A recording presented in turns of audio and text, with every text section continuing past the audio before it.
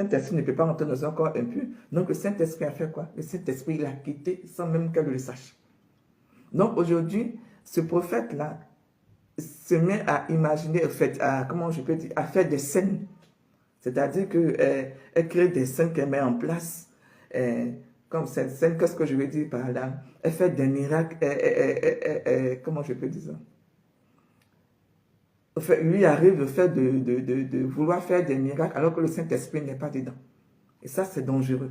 Un homme de Dieu, un prophète qui se comporte comme ça, risque de faire perdre sa vie un jour parce qu'on ne joue pas avec l'onction. On dit ne pas blasphémer. Donc tu n'as pas le droit de blasphémer. Ce genre de blasphème-là, ça peut vous coûter la vie. Arrêtez de blasphémer parce que c'est très dangereux. Le faux prophète, les gens qui s'amusent à faire des miracles alors que l'onction n'est pas là, alors que le Saint-Esprit n'est pas là. Un jour, vous allez continuer comme ça, vous allez tomber, vous allez dire qu'on vous a maudit, ou bien on a tiré sur vous, ou bien on vous a tué. Alors que c'est vous qui vous êtes livré, c'est vous qui vous êtes donné en spectacle. Donc cela vous a coûté la vie. Faites attention, parce qu'on ne joue pas avec l'onction. Faites attention, et j'insiste dessus, faites attention, ne joue pas avec l'onction. Alors, comme on le disait, certaines personnes pensent que je suis seul. Jésus disait quoi? C'est votre heure. Si vous m'avez attrapé, si vous êtes en train de me parler comme ça, c'est parce que c'est votre heure. Ça fait 3 ans et demi, bientôt 4 ans que je travaille avec le prophète, on va dire l'église du prophète, donc ses enfants. Et il me voyait seul, il se disait au fait, oh, elle est seule, on va faire ce qu'on veut d'elle. Donc on peut lui voler son onction, on peut lui prendre ce qu'elle veut, ce qui nous intéresse. Mais comme les Ivoiriens le disent, derrière plan, il y a plan. Derrière moi, il y a une amie spirituelle. Derrière moi, il y a Jésus de Nazareth. Derrière moi, il y a le Saint-Esprit. Vous ne pouvez pas voler. Vous ne pouvez pas prendre ce qui n'est pas à vous. Quand Jésus a été cloué sur la croix, qu'est-ce qu'ils ont fait? Ils ont déchiré ses vêtements. Ils ont tiré ses vêtements au sort. Pourquoi les gens de Dieu ne veulent pas faire? Pourquoi cette église-là, l'église du prophète, ne veut pas de moi? Tout simplement parce que ils pensent que je viens prendre leur place. C'est vrai que si je m'en vais là-bas, je vais partir en tant qu'épouse du pasteur. Ça, c'est un. De deux, je vais aussi partir. Mais d'abord en tant que prophète et ensuite en tant qu'épouse du pasteur. Parce que c'est ce qui a été dit et c'est ce qui va se faire. Dieu n'est pas un homme pour mentir. Vous voulez pas. Les choses sont déjà achevées. Les choses sont déjà en place. Excusez-moi. Donc, c'est ça qui pose problème. Les gens en Afrique du Sud ont déjà les mentalités. Cette église-là en Afrique du Sud a déjà sa mentalité. Elle a déjà sa manière de faire. Donc la question c'est pourquoi le Seigneur m'a amené là-bas? Pourquoi le Seigneur m'a amené là-bas? On vous dit Jésus est descendu aux enfers. Les hommes de Dieu pensent qu'on prêche simplement aux hommes de Dieu, aux enfants de Dieu. Les hommes de Dieu, certains hommes de Dieu pensent qu'on va convertir seulement des gens qui sont déjà parfaits. Le Seigneur a dit, je ne suis pas venu pour les bien portants, je suis venu pour les malades. Mais depuis quand, si vous n'êtes pas malade, vous partez à l'église, et une chose à l'hôpital. C'est ceux qui sont malades qui vont voir un médecin. C'est ceux qui ont besoin de la parole. Qui vont à l'église. Mais parmi ces personnes, combien vont à l'église pour écouter la parole? Combien vont à l'église pour faire la volonté de Dieu? Donc si le Saint-Esprit m'a amené là-bas, il doit avoir une raison pour ça. La parole dit, ils vont vous combattre. Ils vont vous combattre, mais ils ne vont pas vous atteindre. Ils peuvent se battre. Ils peuvent faire tout ce qu'ils veulent. Mais ce qu'ils doivent comprendre, c'est que c'est la volonté de Dieu qui va triompher. C'est Dieu qui nous a créés, les maîtres de tout. Il vous dit carrément que la prophétie va s'accomplir. Il vous dit, je vais faire de vous des pécheurs d'hommes. Il vous dit, je vais vous transformer, je vais vous purifier. Alors, c'est quoi le problème? Tu ne peux pas te battre avec une photo. Tu ne peux pas te battre avec un esprit. Un esprit ne se voit pas. Un esprit n'a pas de corps. Non, à quoi tu joues? Certaines personnes disent qu'ils tournent en rond, ils tournent en rond. Mais ils tournent en rond, c'est pourquoi? Certaines personnes pensent que la prophétie dépend du pasteur. Oui, ça dépend de Af. Mais aussi, Af est sur le couvert du Saint-Esprit. Af est sur l'autorité au fait comment on appelle ça, de Dieu, le Père, le Fils et du Saint-Esprit.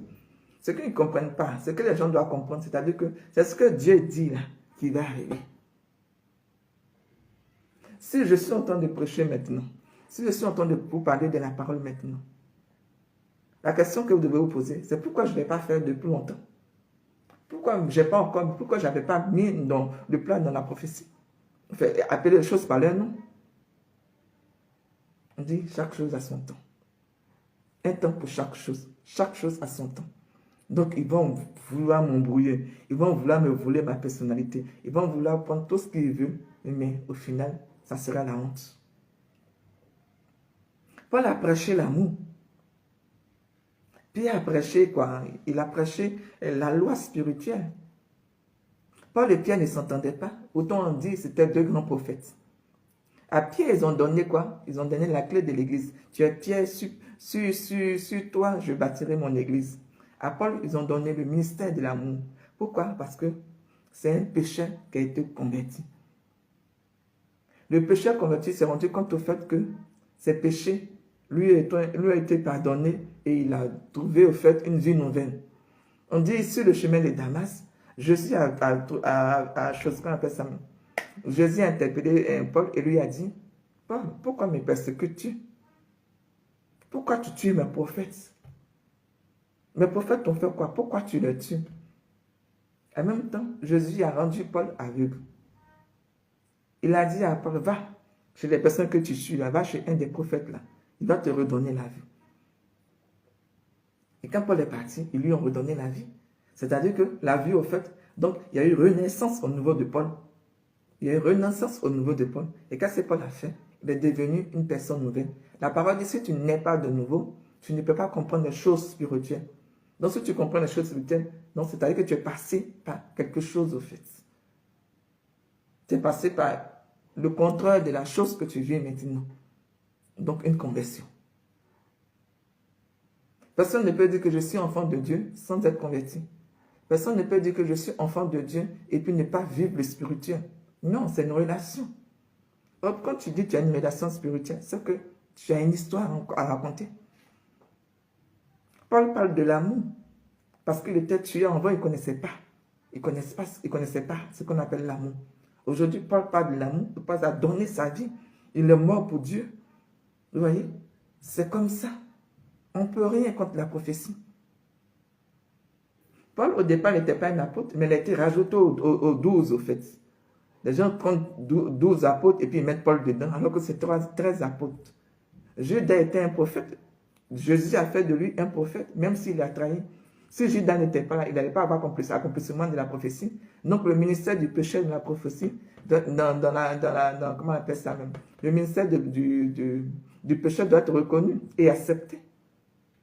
Parce que s'il n'y a pas épreuve, il ne peut pas avoir élévation, il ne peut pas avoir glorification. On ne peut pas dire merci à quelqu'un qui n'a rien fait pour nous. Moi, je dis merci à mon Dieu parce qu'il m'a élevé. Je dis merci à mon Dieu parce qu'il m'a formé. Je dis merci à mon Dieu parce qu'il m'a rendu une personne nouvelle. Donc, s'il n'y a pas le péché, s'il n'y a pas la souffrance, comment vous pouvez faire une différence? C'est important pour nous de comprendre pourquoi il y a un péché dans notre vie. Pourquoi il y a des étapes, pourquoi il y a la souffrance. Il faut qu'on comprenne ça. Parce qu'en tant qu'enfants de Dieu, nous sommes des combattants. On combat au fait nos ennemis. On combat au fait celui qui ne veut pas que comment on appelle ça même, Jésus soit reconnu. Vous voyez? Un homme de Dieu qui n'a pas d'attaque n'est pas un homme de Dieu. Un homme de Dieu qui vit en faisant que du plaisir au peuple, ce n'est pas possible. On dit c'est que la vérité qui blesse. Moi, dans ma famille, j'ai eu des difficultés avec plusieurs personnes. Certaines personnes disent, ah, elle est comme ça, elle est comme ça, elle est comme ça. On me critique, mais on ne dit pas la vérité. On ne dit pas le pourquoi. Qu'est-ce qu'elle a fait? Pourquoi vous l'attaquez?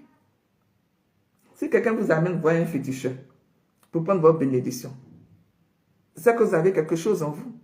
On ne peut pas vous amener, on ne peut pas vous envoûter, on ne peut pas prendre votre bénédiction si vous n'avez rien. C'est parce que vous êtes une personnalité, c'est parce que vous avez quelque chose que l'autre n'a pas, qui veut vous prendre. Il ne vous l'a pas en fait. Vous comprenez? C'est ça, en fait, ce que vous devez comprendre. Vos ennemis ne vous attaquent pas parce qu'ils veulent vous attaquer. Mais ils vous attaquent pour vous voler quelque chose. Quelque chose qu'ils pensent qu'ils peuvent le voler. C'est dans les passés on tuait les hommes de Dieu comme ça. C'est dans les passés au fait, parce que depuis un moment, comment on appelle ça? On va dire d'abord dans le passé on tuait les hommes de Dieu comme ça, au fait, parce que l'apostasie l'a voulu. Mais on vous parle d'une nouvelle génération. On dit que cette génération sera têtue, elle aura du caractère, parce qu'elle va travailler avec le Saint-Esprit.